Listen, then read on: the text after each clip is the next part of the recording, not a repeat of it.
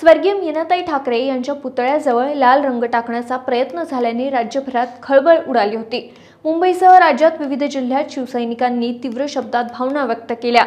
तर काल राज ठाकरे यांनीही पुतळा स्थळाची पाहणी करत 24 तासात आरोपीला बेड्या ठोका असं म्हटलं होतं। तर उद्धव ठाकरे यांनीही पाहणी करत पोलिसांना सूचना केल्या होत्या।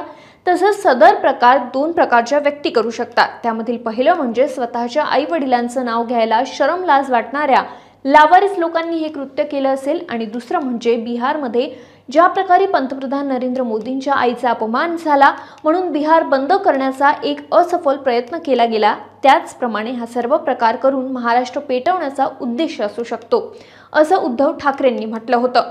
मात्र ठाकरेंच्याच कार्यकर्त्याच्या भावाने असं का केलं याची कबुली देताना आरोपीने सांगितलं की या दोघा भावांमध्ये संपत्तीचा वाद सुरू आहे आणि या वादात उद्धव ठाकरे आणि आदित्य ठाकरे हे हस्तक्षेप करत होते।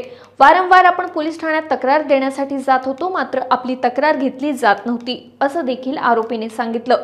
पोलिसांकडून सध्या तपास सुरू असून पुढील तपासात आता काय समोर येतं हे पाहणं महत्त्वाचं ठरणार आहे।